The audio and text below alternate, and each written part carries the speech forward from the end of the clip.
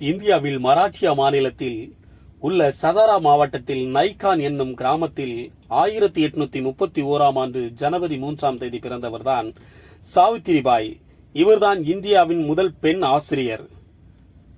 ஜோதிராய் பிள்ளை இவரது கணவர் 1846ஆம் ஆண்டு ஒரு பள்ளியை தொடங்கி சாவித்திரிபாயுடன் பாத்திமா ஷேக் என்ற பெண்ணையும் இணைத்துக் கொண்டு சூத்திரர் மற்றும் தலித் ஆகிய பெண்களுக்கு கல்வியை கற்பித்தார். பின்னர் 1848ஆம் ஆண்டு சாவித்திரிபாய் ஆசிரியர் பயிற்சி பெற்றார். பின்னர் 1848ஆம் ஆண்டு புனேவில் 9 மாணவிகளுடன் பள்ளியை தொடங்கி அதில் சாவித்திரிபாய் தலைமை ஆசிரியராக பணியாற்றினார்.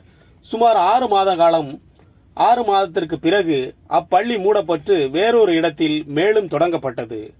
பழமைவாதிகளும் மேல் சாதியினரும் சாவித்திரிபாய் பெண்களுக்கு கல்வி கற்பதை கடுமையாக எதிர்த்தனர். இதோடு மட்டுமல்லாமல் அவர் மீது சேற்றையும் மலத்தையும் வீசி பல தொல்லைகளை அளித்தனர். இதனால் அவர் பள்ளி செல்லும் போது பழைய கிழிந்த ஆடையை அணிந்து சென்று பிறகு அங்கு தனது ஆடையை மாற்றிக்கொண்டார். இது போன்ற பல இன்னல்களுக்கு மத்தியில் அவர் தனது விடாப்புடியா முயற்சியினால் பெண்களுக்கு கல்வியை கற்பித்தார்.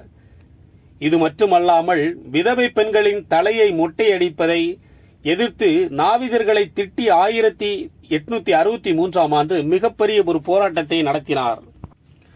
மேலும் இவர் 1870ஆம் ஆண்டு ஏற்பட்ட பஞ்சத்தினால் பெற்றோர்களை இழந்து தவித்து வாடிய 52 குழந்தைகளுக்கு உறைவிடத்துடன் கூடிய பள்ளியை நடத்தினார்.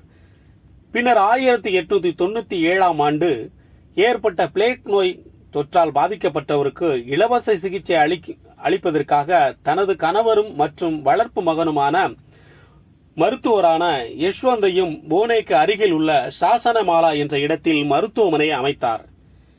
இந்த மருத்துவமனை நோய் தொற்று ஏற்பட்ட பகுதியில் இருந்து சற்று தொலைவில் இருந்ததால் இந்த நோய் தொற்று பாதிக்கப்பட்டவர்களை மருத்துவமனைக்கு அழைத்து செல்லும் பணியை தானே மேற்கொண்டார்.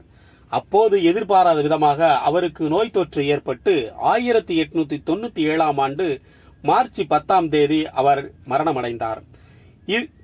இவர் இதுபோன்று பல்வேறு போராட்டங்கள் மற்றும் கல்வி வளர்ச்சிக்கு மத்தியில் 1892ஆம் ஆண்டு பெண்கள் மற்றும் பெண் கல்வியை ஊக்குவிக்கும் வகையில் பல்வேறு புத்தகங்களை வெளியிட்டார்.